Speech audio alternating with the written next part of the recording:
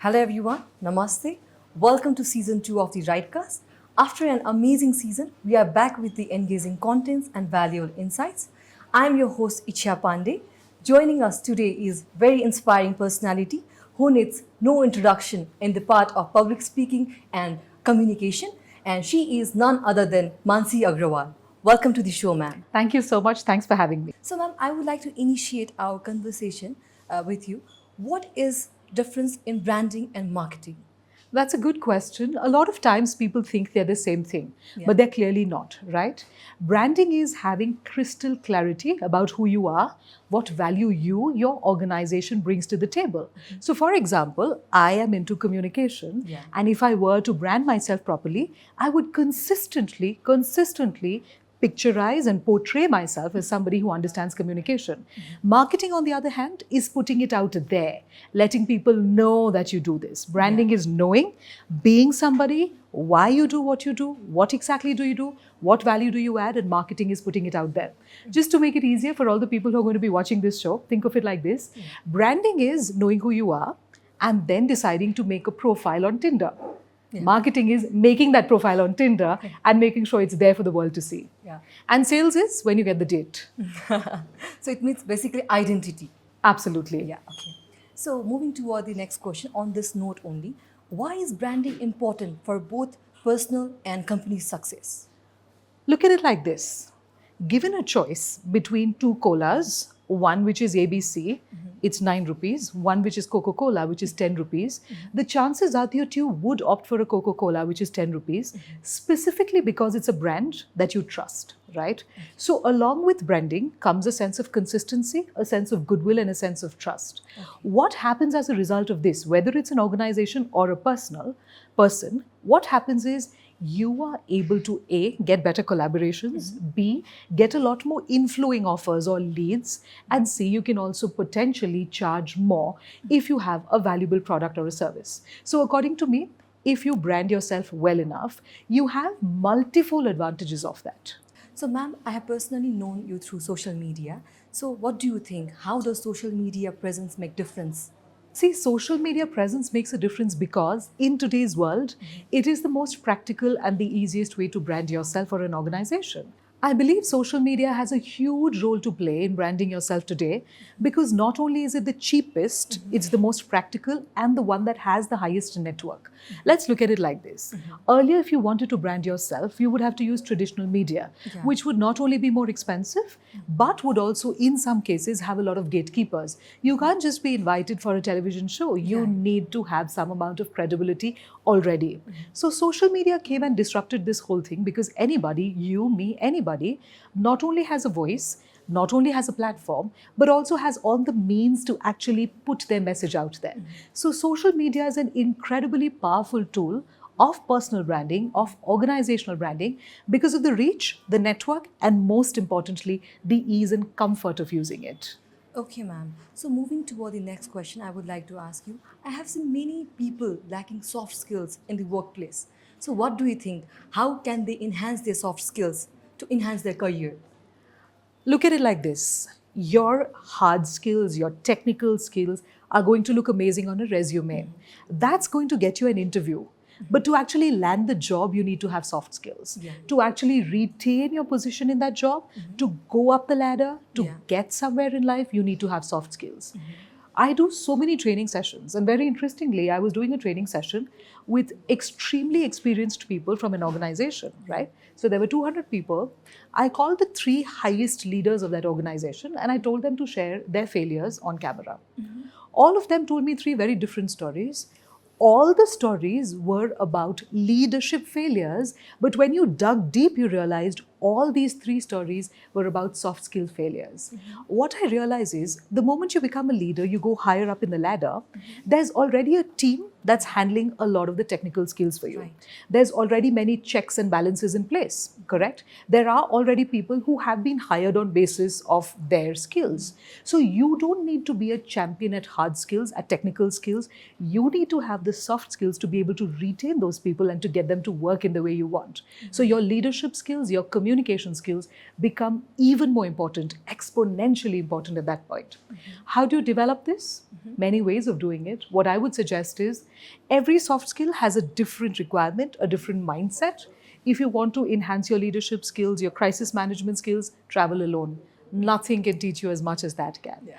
If you want to work on your public speaking skills, you have to learn certain technicalities and then you have to incorporate them through practice, right? So every skill has a different way which you can optimize to learn it. Okay, so we should never stop learning. Oh my God, that is the ultimate message of my life, I think. Okay. As many youths are planning to go abroad for their studies, what do you like to suggest to them? A couple of things. Firstly, if you are going abroad, what I would suggest and request and hope is that you have a genuine reason for going abroad. Just because you don't want to be here, don't leave the country, right? Of course, there could be situations here that make you want to leave, and that's fine. Go there, enhance your skill in an area that you genuinely love, right?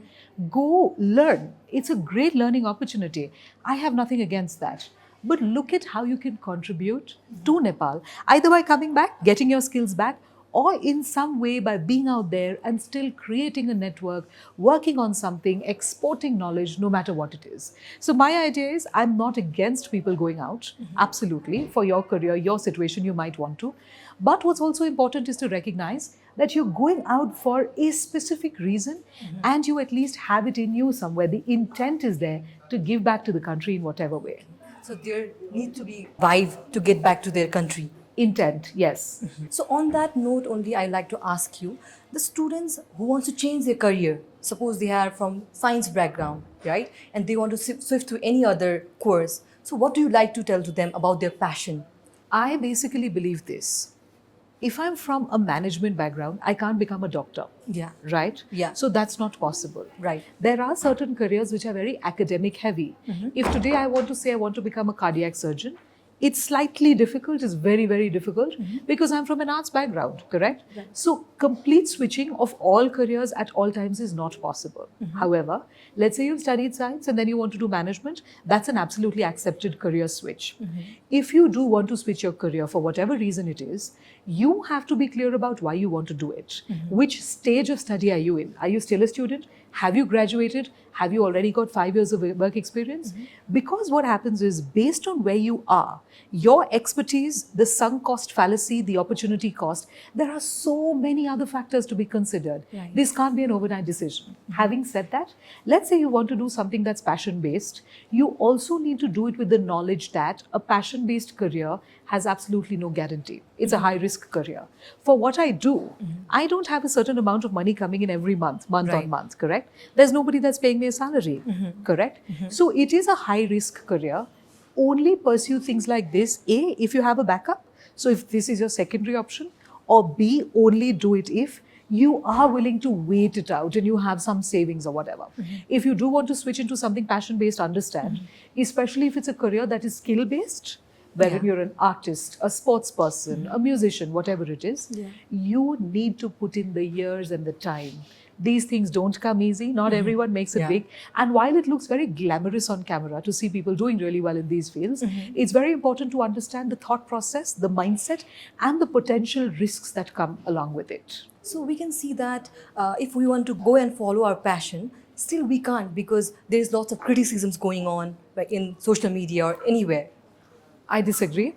You can 100% follow your passion. That's not what I meant at all.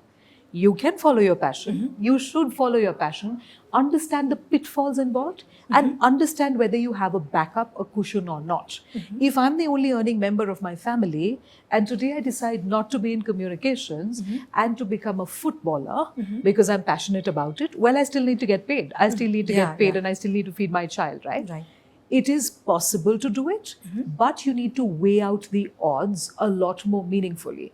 As far as criticism on social media is concerned, my theories become very simple. If you've never been criticized on social media, you're not famous enough. Right, ma'am. So as this generation is quite sensitive, they take things so seriously, right? So they can't take it. That's why I think that criticism has been like a big deal right now. Right. Oh, there's trolls everywhere. Yeah. There's keyboard warriors everywhere. But that's their job, and you need to understand that, and you need to respect that. And you also need to understand that they don't have much else to do in their lives. If your words, your actions, your videos, your content is creating some kind of upheaval in their life, is making them feel good, bad, whatever, let it be, no? You live your life, nobody's stopping you. Yeah. So, ma'am, last question before wrapping up, I would like to ask you. RightCast is all about education, career, and leadership. Any one piece of advice you would like to give to our audience who want to improve their communication skills? If somebody wants to improve their communication skills, understand it is the absolute same formula that I say over and over again. This is the third time this week that I'm sharing this on camera. Okay. And the formula is very simply KPF. Knowledge, gain knowledge. There are techniques. You aren't born with communication skills just because you know how to speak. There's a difference, right? So gain the knowledge, implement all of those, practice, practice, and practice again. Get feedback from people. You will know most times what people are thinking about you based on how they look at you. Get feedback from people, understand where you're making mistakes, work towards rectifying them, and you will find yourself a much better communicator. Okay, thank you so much for joining us, ma'am. Your valuable insights on communication branding will definitely help our audience. Thank you so much. Thanks a lot. Pleasure being here.